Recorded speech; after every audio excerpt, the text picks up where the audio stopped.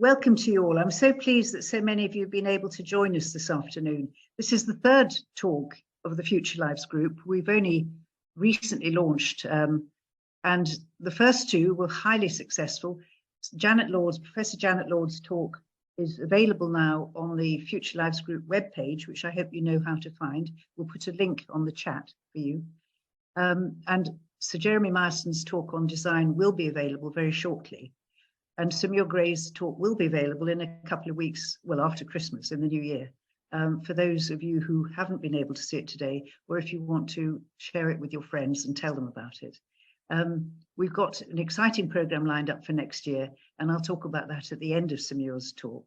So I've put a note on chat. Please send any questions directly to me, and we'll try and get through as many of them as we can at the end of the talk.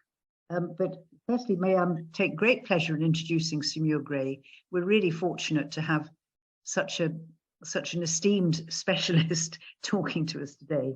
And Sir Muir is talking on learning as the elixir of healthy life, which is utterly at the heart of the Future Lives group theme of how we all live healthily and better for as long as we possibly can.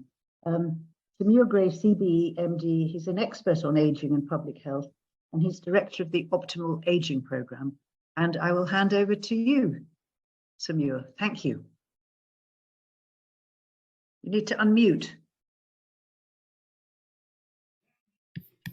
Hello.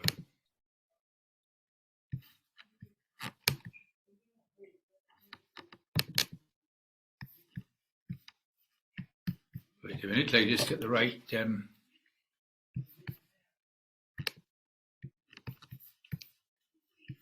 hang on, just sharing screen. Very nice to meet you all. And I've been a member of the I've been a member of the u3a for many, many years. And I'm a great admirer of the u3a. And I'm going to just wait till I get this. So I'm going to speak to you as though you were the Torquay or the Torbay u3a, or indeed a bowls club or a bridge club, or a mosque or a church in Torbay. And then I'm going to discuss broader issues and the part that the Future Lives programme could play in the revolution that's needed. So it's really great to meet you all. And the Future Lives initiative is just fantastic. And I'm sure the founders of the u3a, one or two of whom I knew, would be delighted to see the Future Health movement. So let me now move into presentation mode. And I never start off by saying thank you for asking me to come and speak to you. I start off with a sentence that they all wonder, what the hell is he talking about? So I'm starting now. Ladies and gentlemen, the future is not a destination like Start Point. The future is much more like the Great Western Railway, something we imagine, design, plan, and build. Something you need to imagine, design, plan, and build. I'm going to speak to you about the future of living longer. And in a way, I'm going to give you the birds and the bees 2.0. Remember the birds and the bees 1.0, which we learned, facts of life? Well, I'm going to tell you the facts of life about people in their 50s, 60s, 70s, and 80s.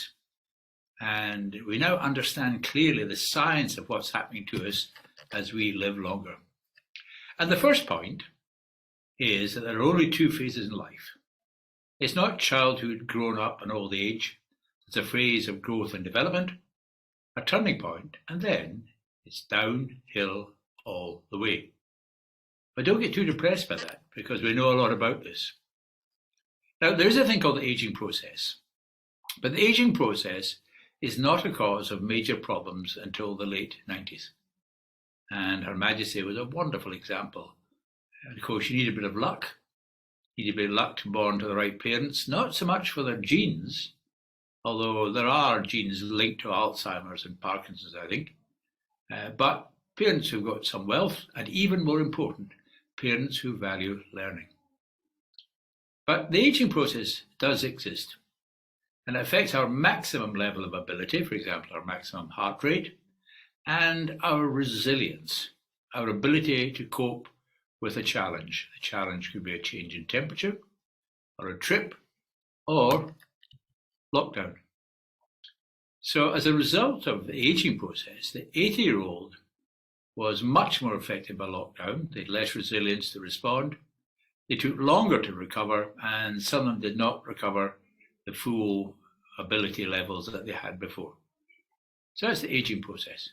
But remember, the aging process by itself is not a cause of major problems until the late 90s. You need a bit of luck to avoid the disease we can't prevent, Alzheimer's, for example, or Parkinson's. But there's a lot we can do to change the way things happen to us from 60 on. And remember, the expectation of life at 60, particularly for people who are members of the u3a, is 30 years. So that's a new period of life, and we need to work out what is happening to us as we live longer. Well, there's the aging process, but there are 3 other processes. The first of which is loss of fitness: physical, cognitive, and emotional. Fitness has sort of connotations of young people in leotards, but fitness becomes increasingly important to us the longer we live. And the turning point, you see, is not determined by the start of the aging process. It's usually when you get your first job, a sitting job. And I don't like the word lifestyle. These are not lifestyle problems. These are problems of the environment we live in. The car, the computer, the desk job, the sofa, the TV, and everywhere we look, calories. Now, we genetically developed for a life in which we had to run about all the time, never had enough to eat. If we had good genes, they put on fat very quickly when there was a surplus. And Daniel Lieberman, the wonderful professor of biology in Harvard, says that many of the problems we see now are mismatched diseases. Our genetic inheritance is mismatched to the environment that exists now.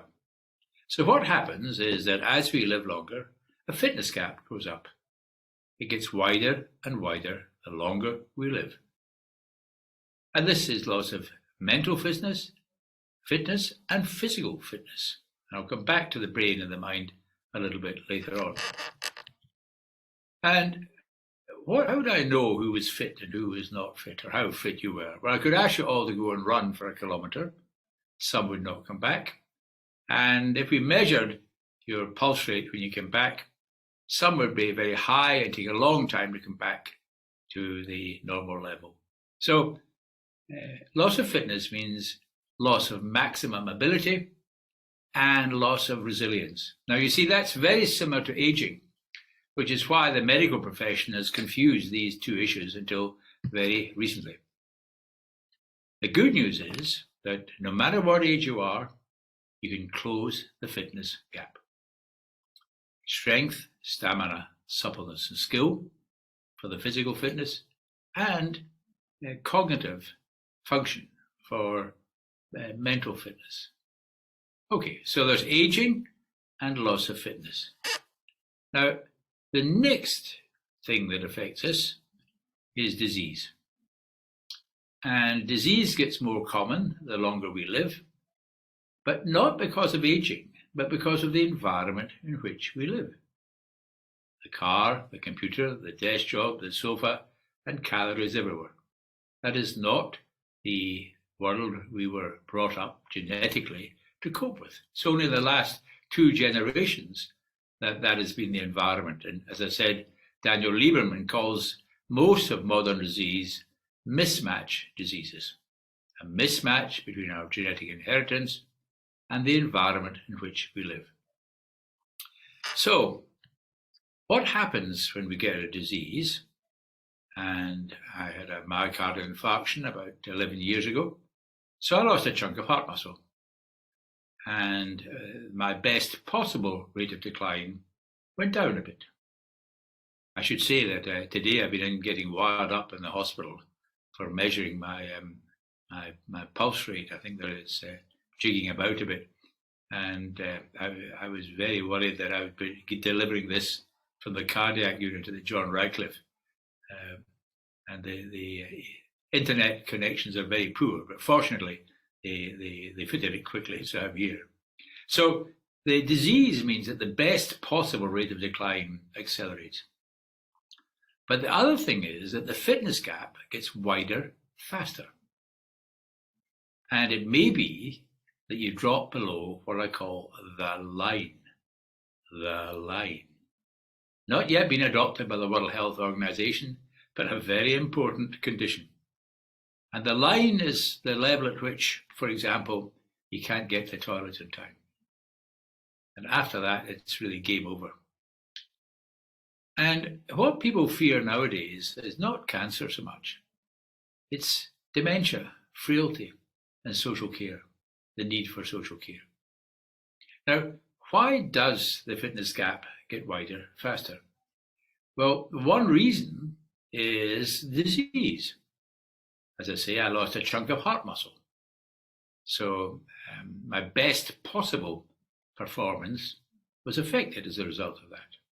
It's also been affected by the medication I'm taking. I take 8 pills a day, and I'm very grateful for them. But some of them stop my maximum heart rate, so I can no longer run in the way that I could 12 years ago. But the other factor are social factors. The well-meaning son or daughter who sees their mother, as they call it, struggling to the shops. Now, struggling is what they do at the gym every week, and for which they pay large sums of money. It's called training. But when they see mum struggling, the natural response is to send in Ocado, which is entirely the wrong thing to do. So the well-meaning intentions of other people accelerate the rate of decline. And that's the reason, and this might be a good topic for discussion, I don't like the word care. I don't like the word retirement, by the way. We're calling it Renaissance in our Living Longer Better program. I don't like the word care. And we're starting to talk about enabling. And I said to one care home group, I said, why do you call your staff enablers? They said, we've never heard that word before. I said, well, that's a very good reason to use it. A new word creates a new culture, and I'll come back to the cultural revolution in the end. So, as you can see here, there's fitness, loss of disease, complicated by accelerated loss of fitness. And the good news is that no matter how old you are, no matter how many long-term conditions you've got, we can close the fitness gap.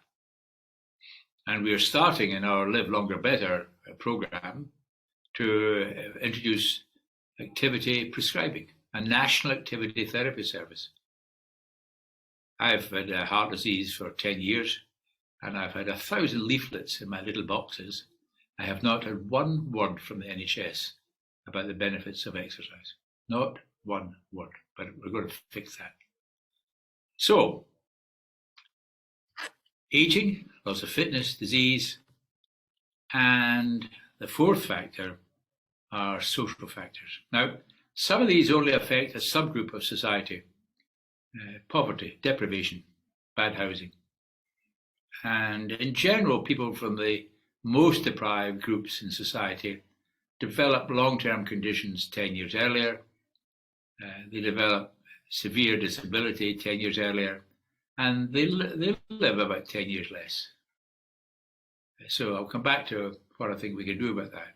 But in addition to that affecting some subgroups of society, everyone is affected by ageism, by negative thinking. Oh, don't disagree with her, she's 82. No, we won't ask them to get involved. They're old people. So that's negative, very deep-seated, and we're often very well-meaning. And the history of old age, some of you will know about the history of old age, that actually the people who were accused of being witches were older people who made their neighbours feel guilty. And because the neighbours felt guilty, when a son died or when the cattle died, then they wondered, well, I wonder why this has happened to me. And they often remembered an old person that was making them feel guilty. And sometimes that old person had turned and cursed them for being turned away from the manor house after the introduction of the poor law. So there's very ambivalent. There was never a golden age to be old in. And there's a myth that there was a golden age. And ageism has permeated society since then. And ageism will come back to how we change that. So here is the plan. We understand aging, regain fitness, and you can probably drop a decade. You can get the same as you were 10 years ago. Prevent and tackle disease and the accelerated loss of fitness, and then think positive and take action to solve social problems. Now, ladies and gentlemen of the Bridge Club, the Bowls Club, the Mosque, u3a, let's give you some bottom lines. And you're probably all making an effort with the Mediterranean diet and being careful about alcohol. But there are some bottom lines. So I think every year you've got to do a little more. Not a little less, a little more. So I use the NHS walking app to measure how much I walk. And so because I was in hospital today, I've only done 8 minutes. But I've got up from 30 to 31 and then 32 minutes as my target. And if I survive to 79, I'll go up to 33 minutes a day. So I do 30 minutes brisk walking a day and a daily dozen. 12 minutes for strength, stamina, strength, suppleness and skill. The walking does the stamina. And then every diagnosis, we do a little bit more. Then it's good to do even more for other people and strengthen your sense of purpose. And I'll come back to that. And increase your brain ability. So just to revise, here's the 5S program. Stamina, strength, suppleness, and skill.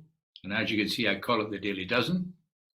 But it goes up to 14 minutes when you're 80. For obvious reasons, I'm missing out the number between dozen and 14. And 50 minutes when you reach 90. And the 5th S. Now, I want you to think for 20 seconds. What do I mean by the 5th S? Stamina, strength, suppleness, and skill. Psychological. The groans in the room of the Bowls Club or the Bridge Club has that. But psychological fitness.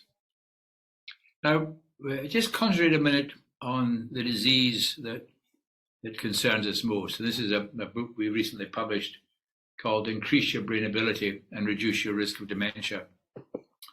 And there's a lot of confusion about in the minds of the medical profession. Confusion about the relationship between dementia and Alzheimer's disease. Dementia is a condition in which there's severe impact on daily life. It's not just forgetting things. I forget things all the time. That's just a memory, it's just a filing problem, really, filing coding problem. I forget the names of people I met 2 days ago, people I knew very well 20 years ago, books had a huge impact on me. It's a filing problem. Doesn't indicate early dementia. But when you see people start to have serious trouble with housekeeping or with money or with self-care, then that becomes an issue of dementia. Now, more than half of dementia is probably caused by Alzheimer's disease or Alzheimer's diseases. There's almost certainly a number of different conditions there. That leaves about 40% that's preventable. And the evidence now, the scientific evidence, is very strong. And there are 3 strategies to take. The first is to keep your brain tissue healthy. Now, brain tissue, I haven't seen a brain in a butcher's shop for years. In Italy, Spain, you see brains out and the brain is eaten, but it's hidden away in sausages and things. But keep the brain tissue healthy. Sleep well, manage stress. And physical activity has a direct effect on the brain. You will now show with modern technology that physical activity, particularly of moderate intensity, walking briskly or doing exercise, floor exercises, is directly beneficial. And you've got to be careful about drugs, including drugs prescribed by the medical profession.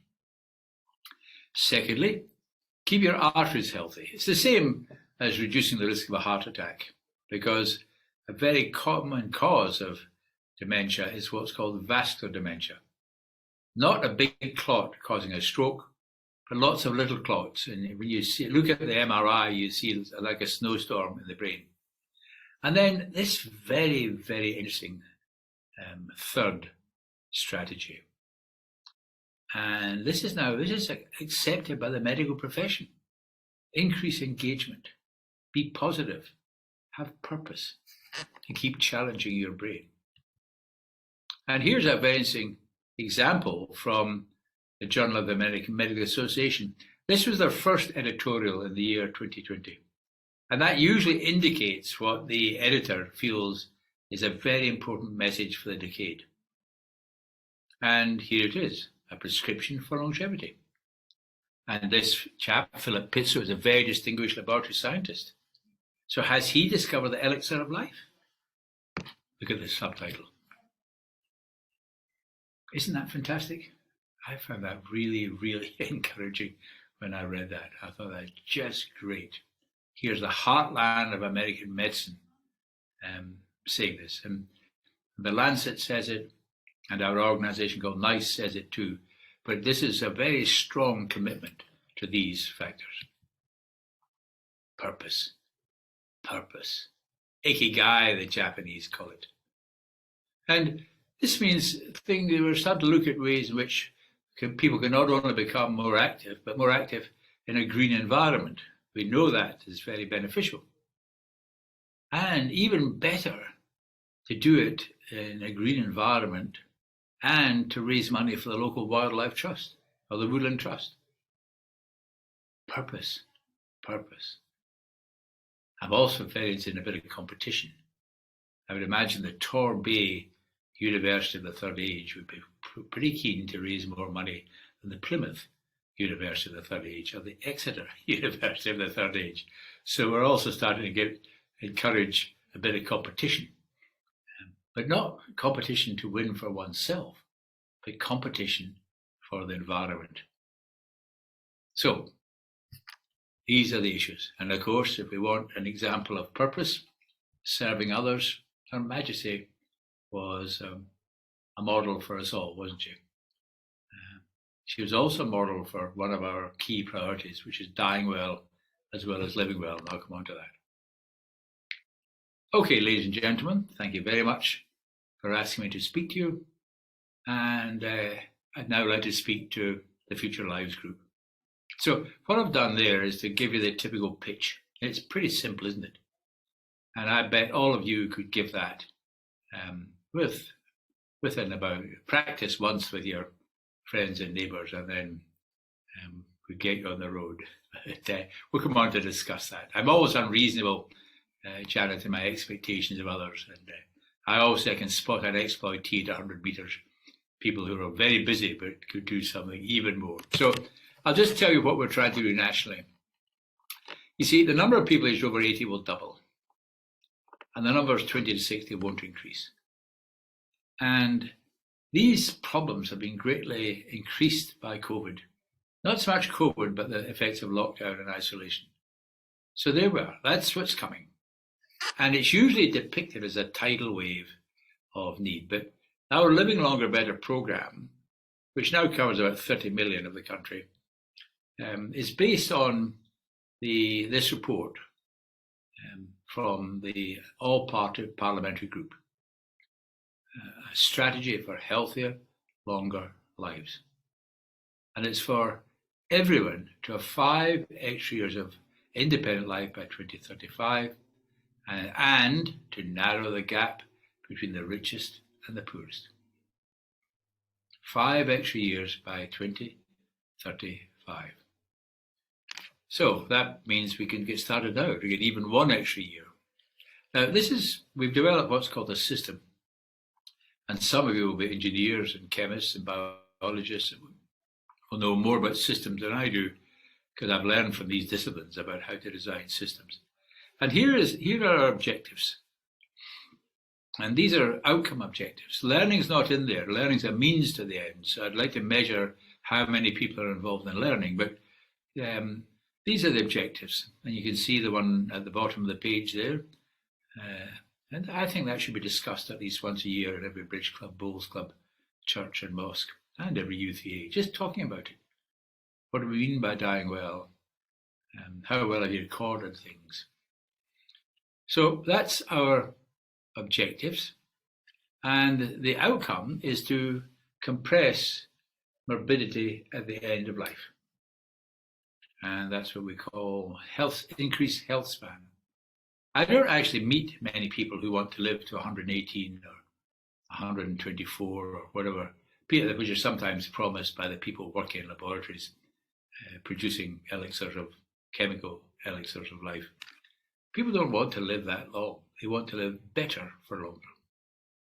And then the other outcome would be that if we start this, people will feel and function better this year. I mean, I couldn't get people stronger this calendar year, but within 3 months, even 90-year-olds, it's been shown, can get a significant improvement in strength and well-being. And as I say, we can prevent or delay dementia, disability, frailty, and reduce the risk of falls. And therefore, reduce the need for health and social care, which are complaining about population aging as though it's a tidal wave that can't be dealt with. But we can dramatically reduce the need for health and social care. For example, here's 2 life courses for the last 3 years of life. The person at the top has become very frail due to a combination of factors, and they have frequent hospital admissions, in each of which they deteriorate further. It's called the deconditioning syndrome, and you may have seen this in relatives or friends. The person at the bottom is not nearly so much involved with the health service and has a short period of terminal illness. So that's what we're saying to the health service. That's what we can do. Now, systems are delivered by networks. This is the century of the network. The 20th century was the century of the market and the bureaucracy. And we still need bureaucracies. Bureaucracies are very important for tasks like the fair and open employment of staff or the optimum procurement of X-ray machines. But population aging is much more complex than that. And it needs to have networks. And I'd like to see u3a involved in all our networks. Just by putting the idea of learning into the networks. The networks work, they float beside the bureaucracies and influence the bureaucracies. So how could we influence the library service in every population? Or how do we influence the general practitioners to introduce learning to their information systems, to reach housebound people? And networks give leadership. And the job of leadership is to change culture. And then management works within the culture. Now, how do you change culture? How do you have a cultural revolution? Well, one approach, one element of it, is the development of new language. And some of you may be anthropologists or linguists, and I hope you'll comment on this. I've been very influenced by anthropology. And new language changes the way people think. It rewires their brains. And we now know that the brain can be rewired at any age. New circuits form. And so new language creates a new culture, and that creates a new social reality. That's why we say, let's stop using the word care. Not care about, but care for. It's just so sloppily used. That's the old culture. The new culture is enabling people to regain purpose, for example. So, development of a new language. And we've got a glossary I'd be very happy to circulate, just being clear what we mean by disease. And the Centre for Aging Better has got very good examples of how to speak positively about life in the 60s, 70s, 80s, and 90s. So, as I say, smash care and introduce enabling. Then we're also looking at learning, just to finish the discussion. And we have a learning program for older people, and that'll be delivered through GP information systems. Now, I know there's digital exclusion, so we need to think about how we tackle that. But we need to start thinking about people who are in their own homes. And we also need to reach all these organizations with face-to-face sessions. We also need to change the way the professionals think. What do the people think who are working in retirement housing? What do they think is happening to the people who are buying or renting houses, for example? What about pharmacy assistants? What about GPs? We need to change the way the professionals think. And actually, changing the way professionals think is much more difficult than changing the way older people think, because they're institutionalized in a certain way of thinking. So, the Cultural Revolution. And that's really the point I think I'd like to emphasize. We've got these little modules, they're only about 10 minutes long. And this is what we're offering people. And we have to make a charge to pay for the person who runs our web service. But I'm looking for ways that I can get this introduced into GP information systems. And also pre-retirement. So when people start financial planning at 55, they should also be doing well-being planning, because 30 years are coming up, and what the hell is happening in those 30 years? People have no idea, and we need to give them information. That's why we say knowledge is the elixir of life consumed through learning. So, we need a cultural revolution, and future lives could play a vitally important role in that. But I just raise this for discussion. Janet, that's enough from me, more than enough from me. I'm going to stop sharing and look forward to comments or questions. I'd usually ask you to turn to your neighbour now and speak for 2 minutes. I see some of you are with neighbours, but... Well, thank you very much, Sir Muir. That was, you've covered a lot of ground there, and it's just fantastic. I mean, we set up the Future Lives group without, I hate to admit this, but sadly, not knowing of your work, not knowing of your Live Longer Better program, but we adopted the same strapline. Yeah, love it. You'd already coined it. So obviously in our subconscious it was there.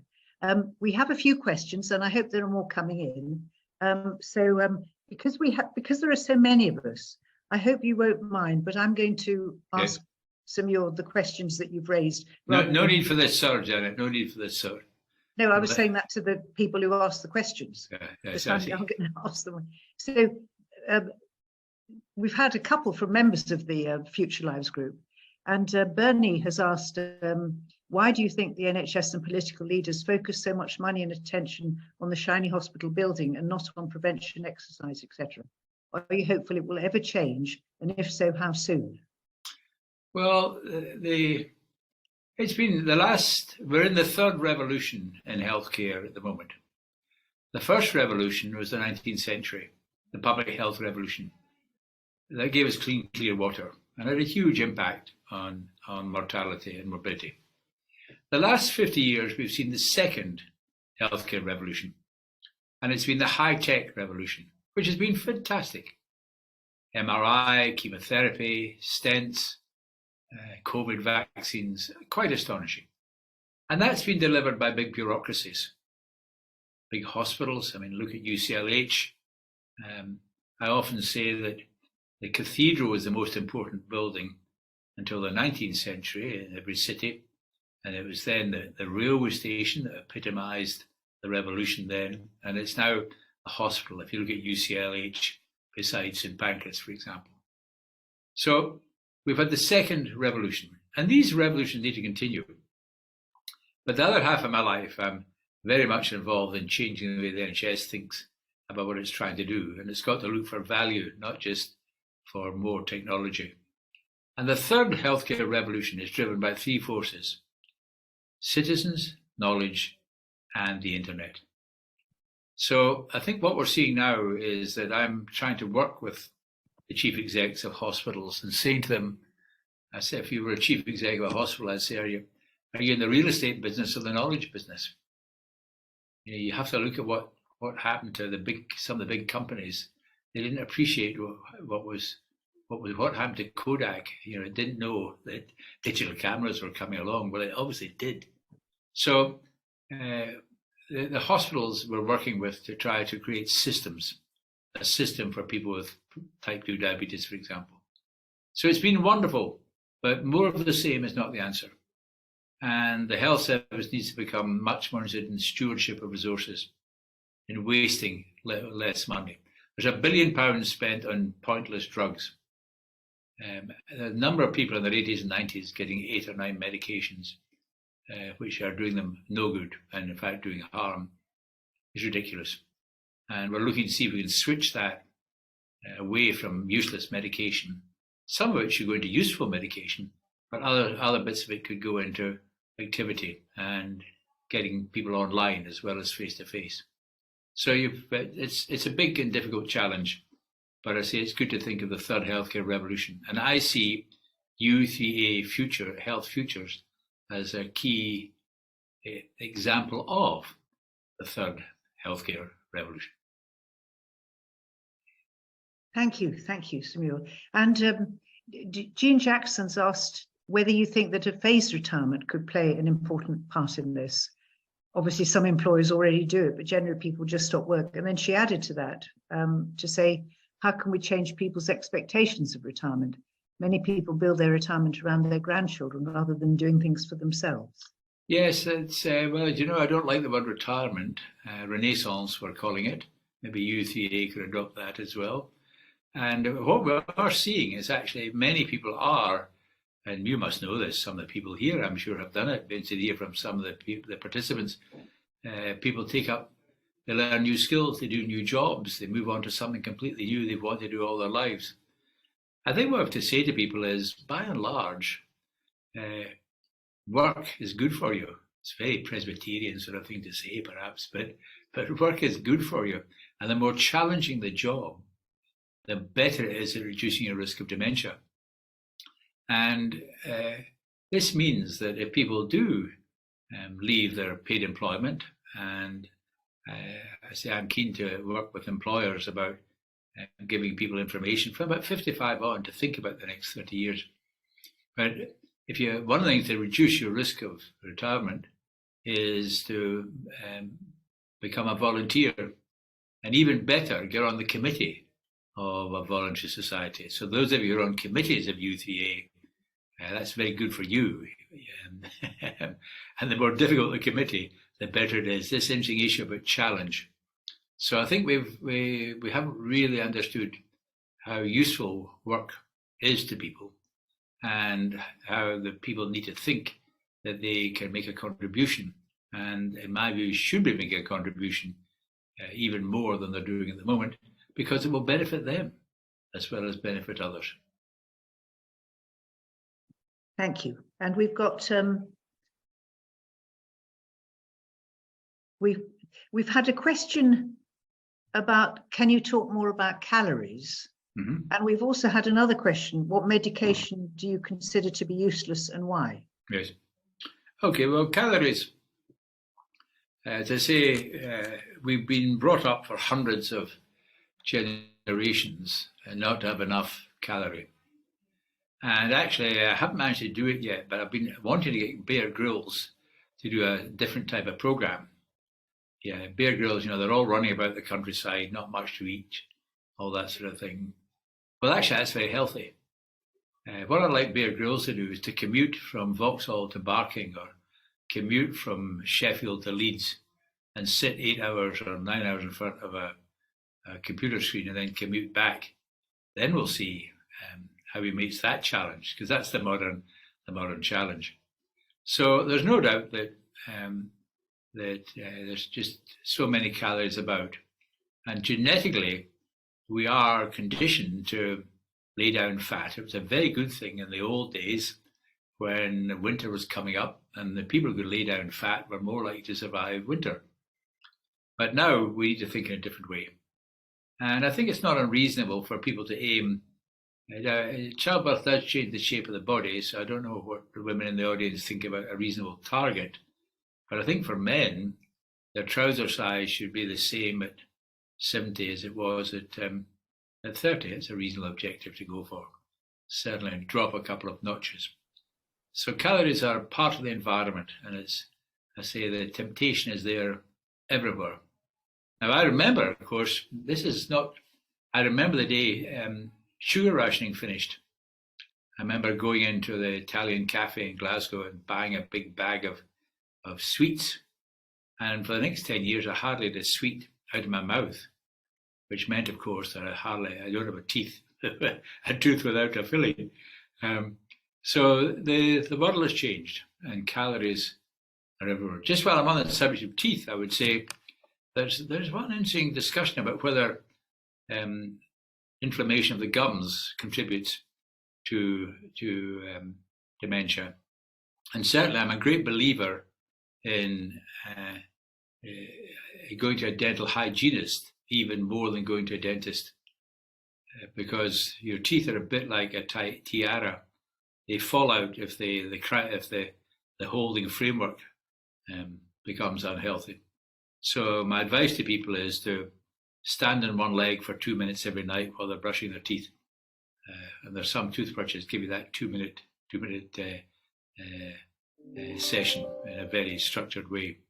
So calories and reducing weight, I think, is a very important factor.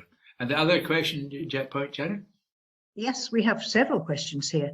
I'm trying to work out what the best way of grouping them in. And Jill Turner from Kennet would like to talk about their experience of piloting your online learning program, but I'd like to come to that just after coming to some of the quicker ones.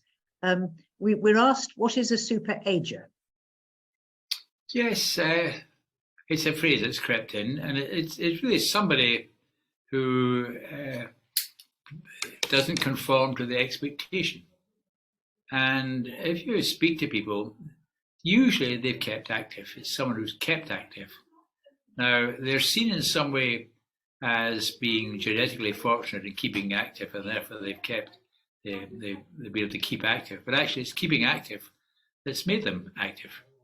So I think a superager is someone who breaks the mold and breaks convention. And I hope that all the members of the Future Lives will see themselves as superagers. It's a bit patronizing, I think, to claim one as a superager, but I think example is also very important. But for me, what I'd like would be, and I'm not expecting any answer this afternoon, but maybe you should all write down, just while you're sitting there, what one-liner would you say to your next door neighbour or a relative that you took away from this session, because you can add to it. It's not me telling you. And this is what we do as part of what's called the fourth education revolution. And the fourth education revolution is that we now accept that people learn more from one another than they do from the so-called lecturer or expert. So put some one-liners down. It'd be very interesting to see them. And of course, that's absolutely the heart of the u3a movement, yes, that we all learn from each other. Yes. And we have a couple of comments here related to that. Liz has been delivering a 4-week yoga program online for the u3a, along with her friend Nancy. And Barbara talks about perhaps the older Chinese community do Tai Chi in open spaces like they do. The leisure side of local authorities could have free sessions for older local members. Yeah, great. Because obviously the problem is everything has to be paid for, gyms, and yes, could exercise like libraries be free? And we've had we've had a question: how many people, both patients and health professionals, could be enabled to become partners in ways that wellness may be enhanced? Just the issue on paying. You see, if I could get £100 million of that billion that's spent on, that's the other question, drugs that are useless. Well, I take 8 drugs a day, and they've all got good evidence of cost effectiveness. Although I think I will take a pretty good review of those drugs when I'm in my 80s. We're looking at de-prescribing. So things start to change when you're in your 80s.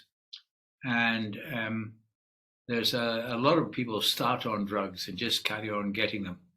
So it's hard to generalize, but I would say everyone over 80 who's on more than 3 drugs needs a de-prescribing review. and we're certainly trying to promote that. Yes, I think that's. I think in Japan, when you the first thing they do if you go for medical help is they stop everything you're on to try and work out what's wrong with you. That's Yes. what I've heard anyway.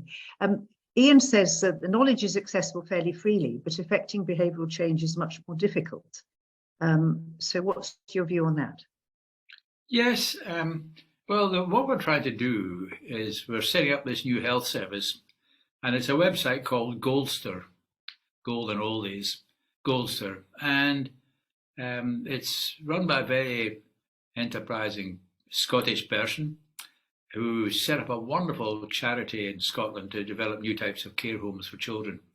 And then he decided, well, to hell, we've got to try and do something different for older people. So what we've decided is that the NHS, which is a wonderful organisation, which I worked for 50 years, the NHS is very good for diagnosis and for the acute and early stage of disease.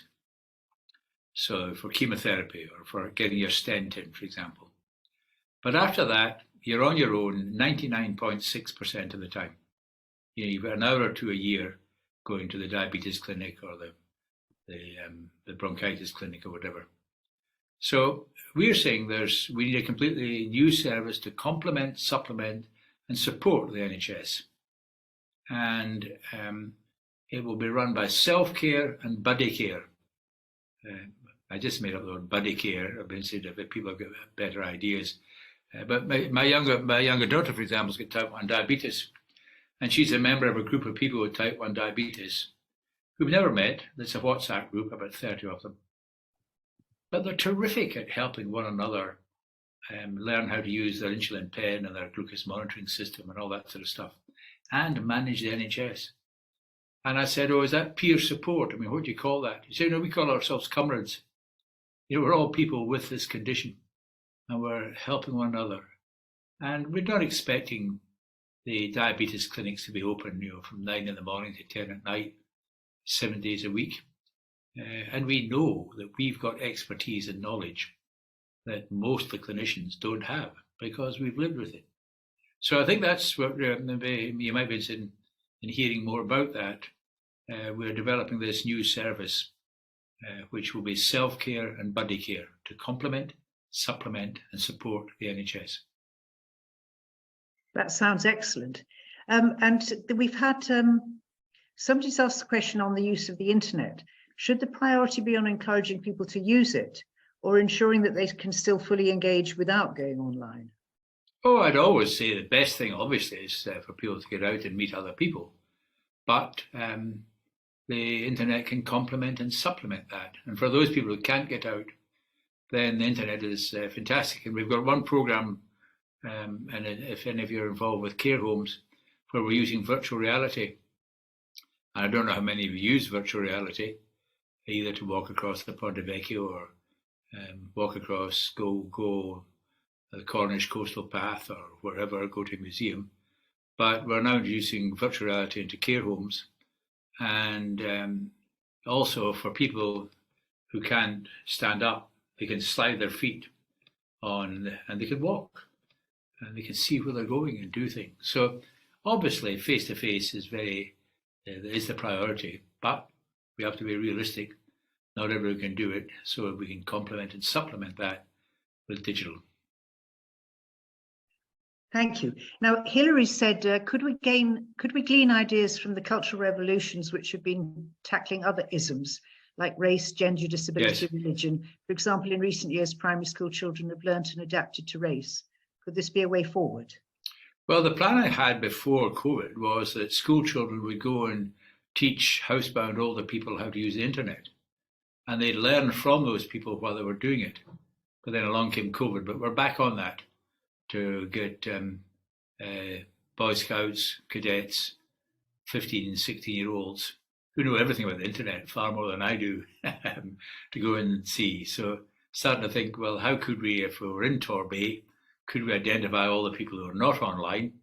And could we get some youngsters to go along and help them get online? But the youngster would certainly learn from the people while they were doing it. So intergenerational is very good. Thanks, Muir. Now we've got more questions than we're going to have time for if we stop dead on 5. I don't know, maybe we're prepared to go about 5 minutes over, but I'm going to group some questions together. Yes. To pick out what you want. One is, are there things in healthcare and social care we can learn from other countries? Yes, certainly. Yeah. Well, and maybe you can come to that. And someone else mentions particularly bridge. Get more people playing bridge, but she doesn't know if she's not seen any substantial research to talk about mental benefits of bridge. So do you know of any? Mm-hmm. And then we've had a question about long COVID, and what you can do to help people who really haven't even got the energy to go online. You know, any suggestions for them? Okay. And then a couple of people have said, what are the particular medicines that you think are not helpful? Mm-hmm. So if you want to pick up some of those, because I do want to get a minute to let Liz have a word about the work you've been doing. Jill Turner, the superstar Jill Turner. Yeah, well, let's get to superstar Jill in. Okay, a few things there. What we can learn from other countries, I think particularly from Asian countries, the importance of ikigai, of purpose. It's Japanese for sort of life purpose. Bridge, I'm very interested in bridge actually, but my mission in bridge is to get north and south to stand up every time tables change, because east west stands up and not north south. So we should have some weights by the table. You could have a kilogram of sugar beside each arm of north and south. And so maybe with your bridge club, we could start that movement to get north and south standing up. Yeah, bridge, Sudoku, all these things are good, but they're probably not as good as being in the committee of the bridge club, because that's where the challenge comes in. Long COVID, long COVID in a sense, it's hard to generalize because long COVID covers a number of different conditions. So, but in general, almost all long-term conditions benefit from increased exercise. And it's hard to generalize about medicines except to say that we need to be careful and consider whether all the medicines we're on are doing more good than harm. Last point I would say is that and I'm happy to circulate this to you, we've developed a letter for people to send their children for a Christmas list called No More Wine and Jockeys, and give me a new pair of trainers, or give me a resistance band, or enroll me in a learning program somewhere, because I don't want to be a nuisance for you in 20 years' time. So I'll send you that to circulate. It might be amusing to members. Thank you, Sir Muir. We will definitely do that. We are running out of time now, so I'll just mention, I think Brenda says she's very interested in how language influences perception. And could John tell us about resources in this area? And Jean points out that all Age UK branches will support U3As and older people in their areas. And someone else pointed out that Shop for Age UK have computer literacy programs for older people. Yeah. The problem is getting people to participate. And some local libraries do run drop-in sessions for digital, but take-up is often very low. So again, it's how we get the message out that these resources are there for people. Have I got time? Let me ask Julie. Have I got time to bring in Liz? Jill, bring in Jill Turner just for a minute. Bring in Jill quickly to just talk about the work that they're doing. Yeah. Have we time to do that? And then I want to just quickly, before everybody goes, invite you to our next talk on the 24th of January, when I'm going to be talking about the results of the housing questionnaire. Please fill it in if you haven't already done so, because the more results we get, the better we can influence our future housing options. Thank you. Thank you very much, and thank you, and hello Muir, it's good to see you. Thanks very much. I'll speak as fast as I can. I'm the chair of u3a in Kennet, and we undertook Sir Muir's online programme in September, October of this year. We had 30 volunteers, and we each worked through the 12 separate modules, and as he said, there are 10 to 12 minutes each. They're really good modules, supported with up-to-date research, expert contributors on each topic, with downloadable resources, and of course, a little bit of homework to encourage us to think about the materials we've read and to engage with it in a meaningful and personal way. There are 2 short surveys, one at the beginning to test our attitudes and thoughts about ageing, and then one at the end to see how much the new information has revolutionized our thinking. And of course, we can also provide useful feedback as we go. So I just thought I'd read to you some of the comments from the participants after they'd finished the programme.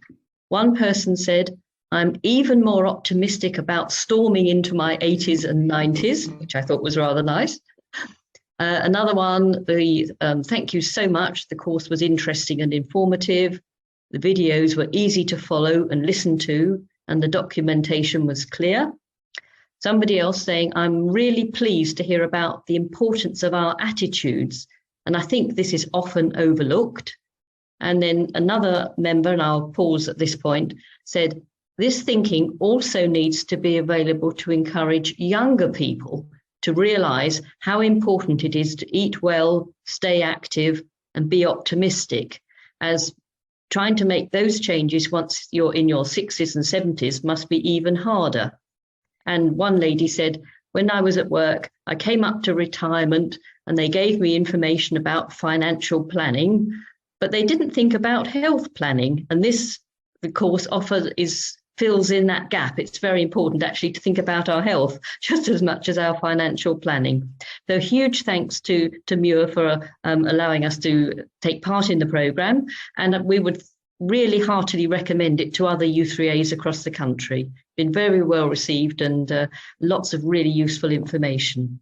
Thank you for letting me contribute. Well, thank you very much, Jill. That's a really ringing endorsement for Muir's programme, and I hope that we can put more information about it on the Future Lives webpage, which we're hoping will also become a resource of information that people can go to find out. So in addition to having details about things like the housing questionnaire, which is there, and we have people fill in, our future programmes and links to our past talks like this one, we hope also to build up a resources page. We've also been asked, Muir, for the reference where people can buy the book, your book that you referred to. If you're able to tell us that, we can put it on the webpage. Amazon is probably the simplest, but try and support your local bookshop if you've got one. But we'll put it. We'll stick it. And I'll send you. We'll send the Christmas list round too. It's on the Christmas list.